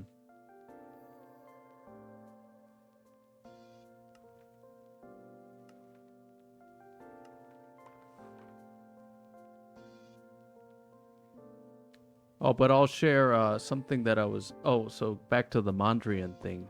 Mhm. Something pretty cool is that if you see his more famous abstract paintings, it's like black lines and then these color patches. Right. Okay, so what the biographers says is that he makes a connection of Mondrian's house where he grew up had these windows that, you know, it was like made of squares, right? So it was like a grid. So he would look out and it'd be a grid, you know, like his paintings. So you could sort of make a connection of that and the rules that you have to follow, right? Or the strict nature of maybe like a moral system or something like that. And but if you see one of his last works, like the Boogie Woogie or the New York ones, like the lines aren't black anymore. The lines are made up of colored strips. So for me, that's like a putting together of the freedom he was seeking, and like sort of honoring the rules, honoring, you know, what, you know, your moral compass, but also with a sense of freedom. He sort of like worked it out at the end. That's sort of how I take it. To sort of reconcile that. And then for me, that inspires me, like living that freedom in Christ. You know, how do you seek that freedom to live in Christ? That was sort of I was putting it all together. Yeah. Why are you not ordained already? Why can't we just speed this up? Come on, you're ready for this. You're ready for the prime time.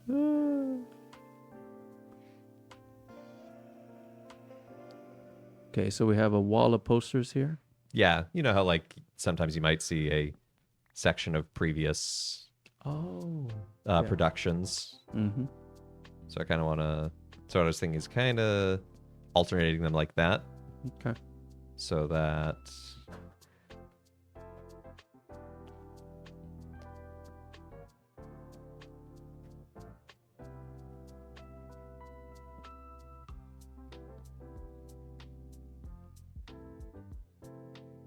You know, maybe that's Madame Butterfly, maybe that's Turandot. I don't know. It doesn't have to mean anything in the immediate.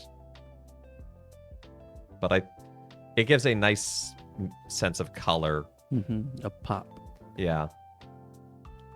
Could be your United Nations building. The United Nations of Minecraft. Yeah. We now recognize and give the floor to Blockistan.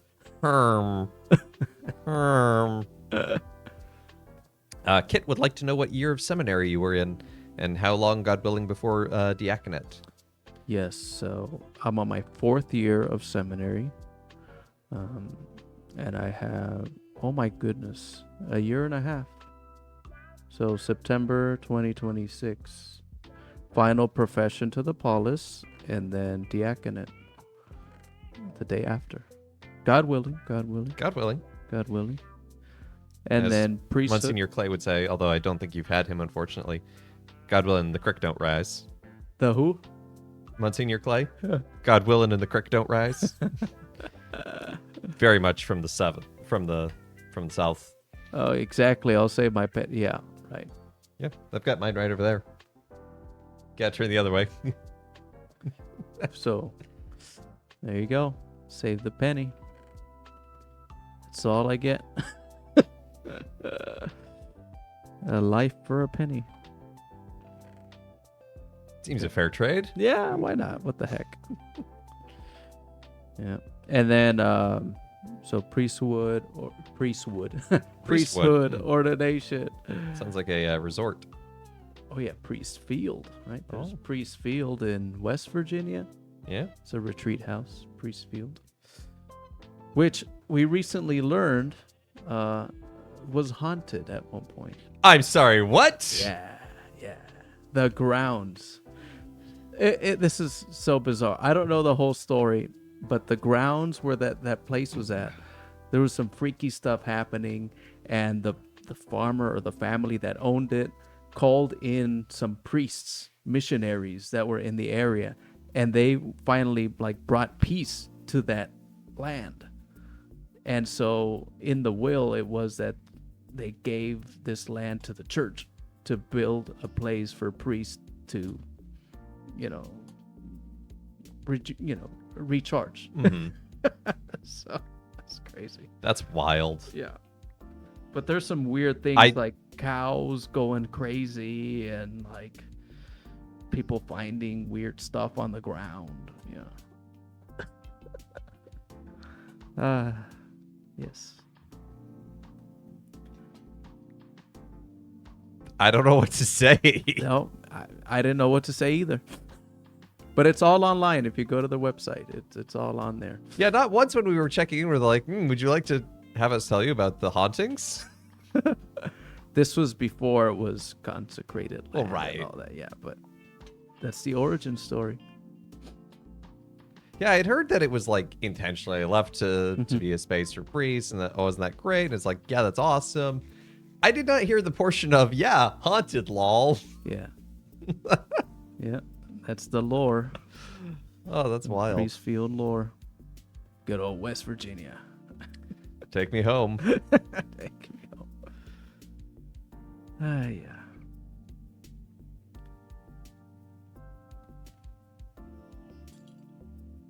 Oh, what's this? It's a chain. You can hang the lanterns from it, which you could not do when they introduced them in the same update.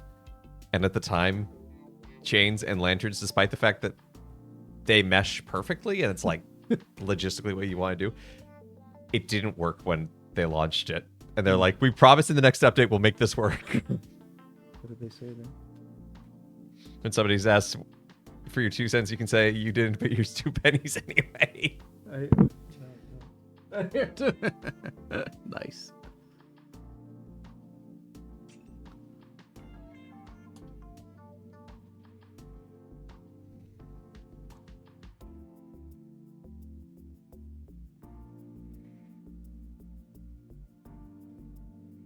Chains. Oh, no. No. Oh, it's a half slab. I can't hang it there. I'm going to have to lower it as a full block if I want that to be there. Oh. I'll burn that bridge later.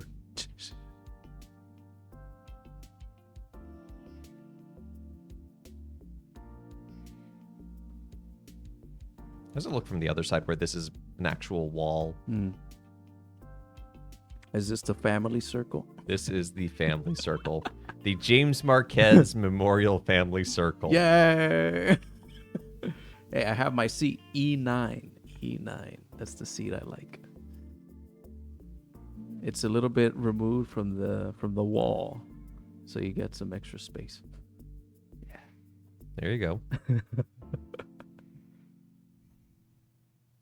Yeah, I like how those little boxes turn Look out. at that. I might give them a little canopy too, Mm-hmm. just to make it look extra bougie. Yes. Bouge it up. But I feel like that's a later step. This has been such a weird build because like I built all of this without any walls, Gotcha. and now the walls are being filled in. So it's kind of like, I mean, it's something you can only really do in like Minecraft. There's no way you'd be able to do that with a real building. No.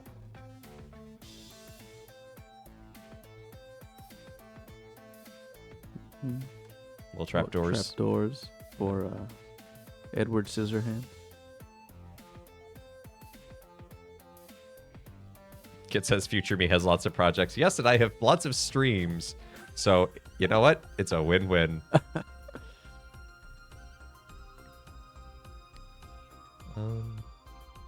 Where would I want the lantern? I guess maybe this doesn't need lanterns here because there'll be 2 chandeliers hanging.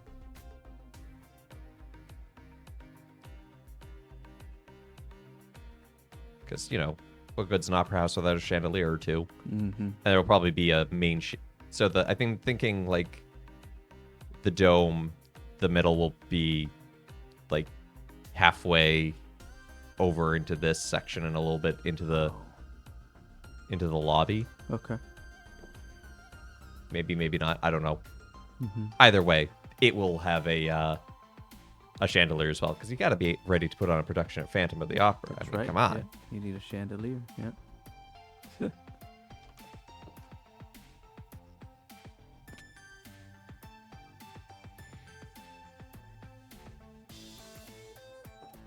All right, let's take a look here. Yeah, it's Mhm. coming together. Can we see the posters from back here? Oh yeah, there they are. Yeah. Yeah. Yeah. Cool. Just creep in the window. Mommy, who's that at the opera house staring at us? So you have to mine. What's next for you here? Probably, yeah. As always, I have to mine more resources because I need to get more gravel, more quartz. Mm-hmm. I'm pretty good on the granite, actually. Mm-hmm. So for now, I guess it's back to the mines Back to the mine. and saying hi to our friend Jeb. Jeb, is he this special? Yeah. Colorful? What's up with Jeff? What did he eat? What did he eat this time? Who knows?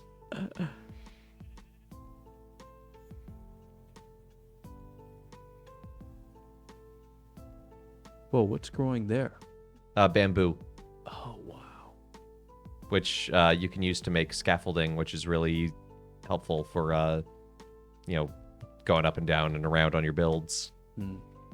Why don't you need it? I literally used some earlier today. You did? Yeah. Oh, While I was working on the windows. Oh, yeah. That's scaffolding. Oh. Oh, you'll Okay. appreciate this build too. This is the house I made for myself. Oh. Very minimalistic. Very modern, very minimalistic. Minimalistic. Minimalistic. Oh, yeah. But it's good because I could actually go to sleep. But look, it's got a nice. Oh, nice view. You know, if you had a view like this, I think it's okay. Yeah, not bad. You're not doing too bad. Yeah. Wow, I love your crosses up there. Yeah, those are great. Yeah, The thank you. towers. Yeah. They're nice. Yeah.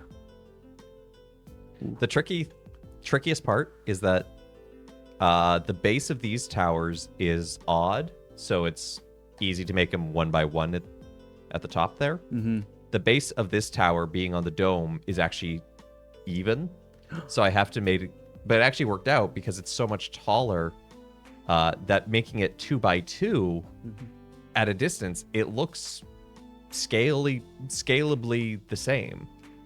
Oh. You know, they That's match. 2 blocks. Yeah. That's 1 block. Uh-huh. Oh. Yeah, it works. Yeah. Yeah, it actually worked out.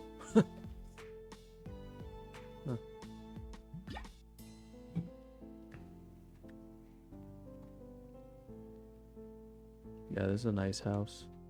Mm-hmm. I like how it turned out. It's got a swimming pool. What pattern is that? That is Wow. brown glazed terracotta. Hmm. So you can color terracotta in different things, and then it will show up when you glaze it. It will have its own geometric pattern. Wow. That's cool. They have added a lot of blocks for just like making things pretty. Mm-hmm.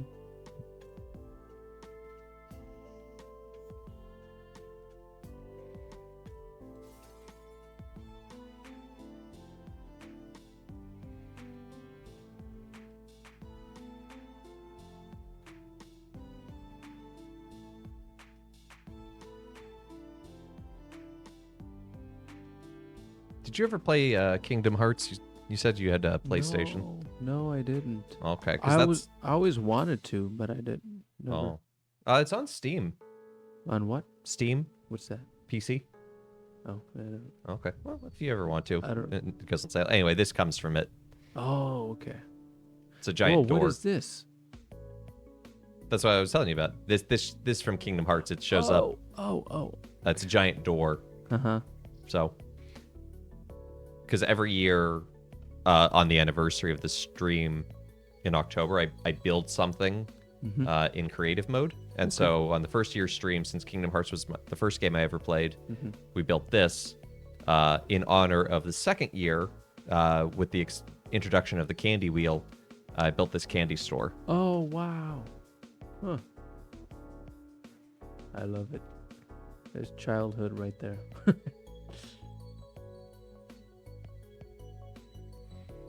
Monastery? That is Step Zero's project.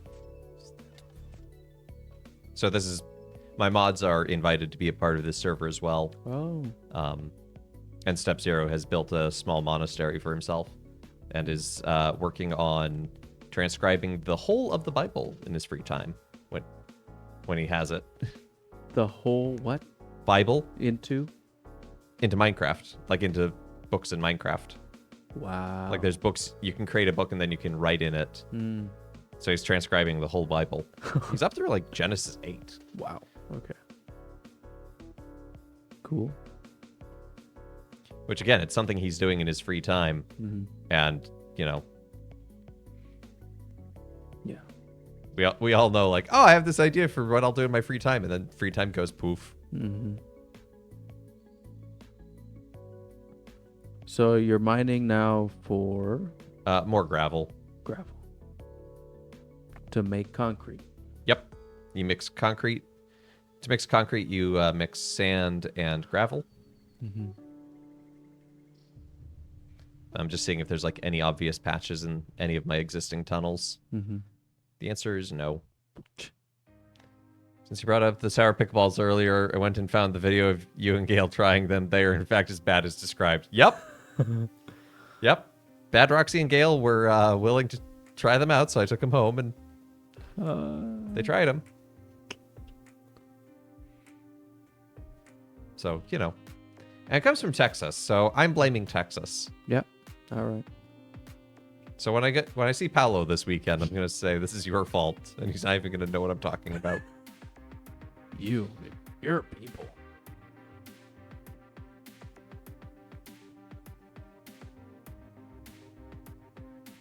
So Stations of the Cross, chat. What do y'all think? Stations of the Cross.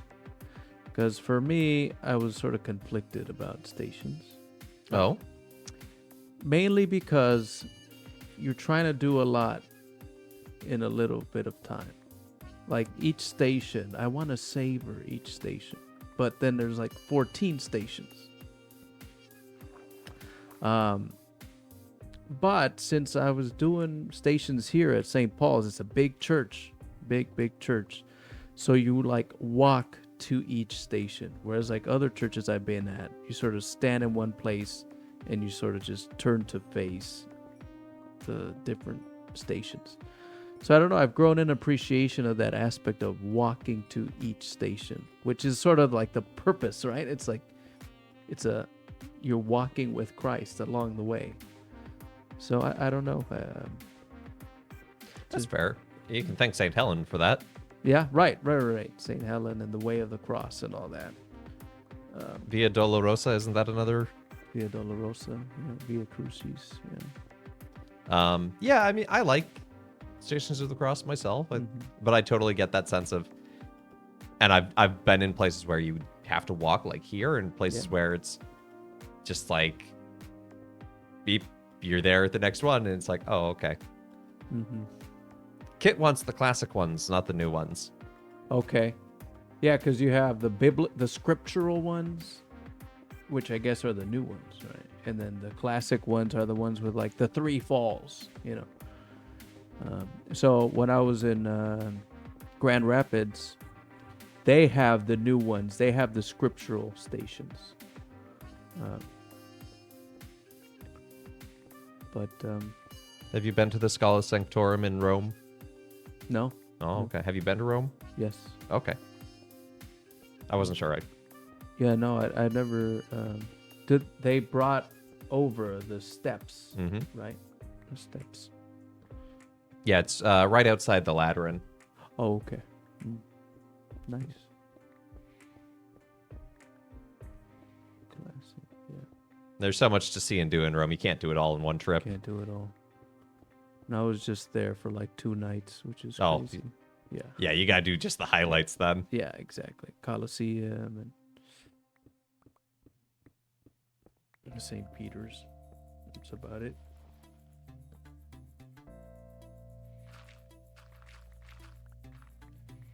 Oh, water.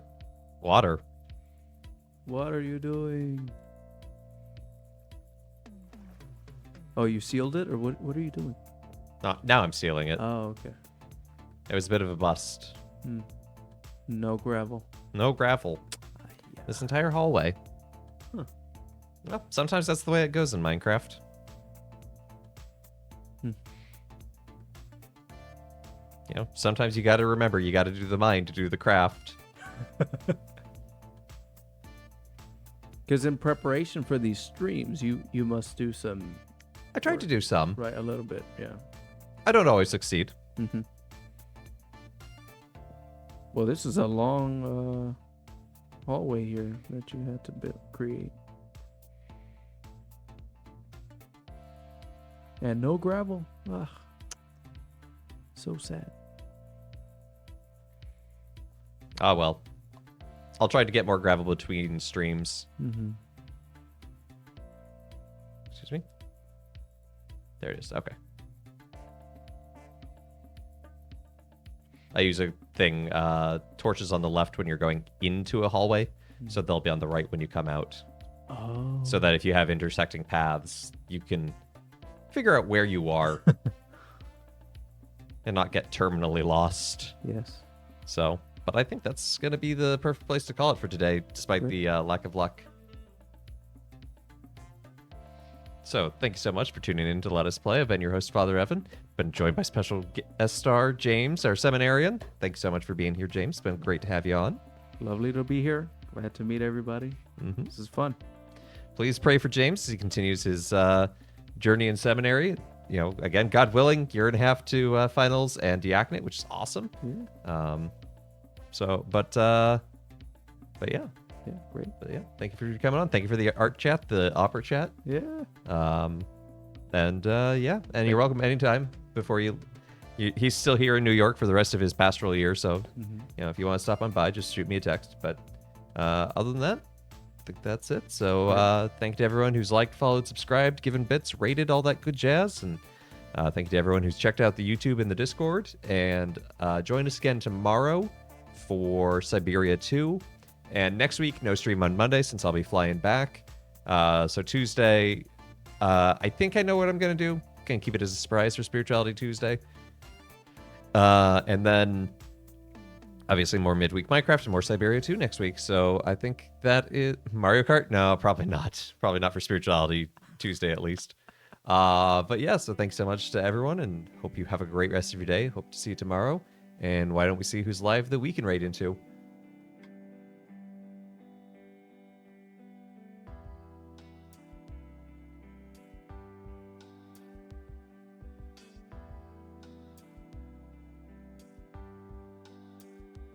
Gonna send you on over to Broseph Lacask, the Space Crusader. Raid call will be Father Raid as usual. Spam the meat morp if you've got it. And again, thank you, James, for coming on, and Thank you. hope everyone has a great rest of their day. Take care, and God bless.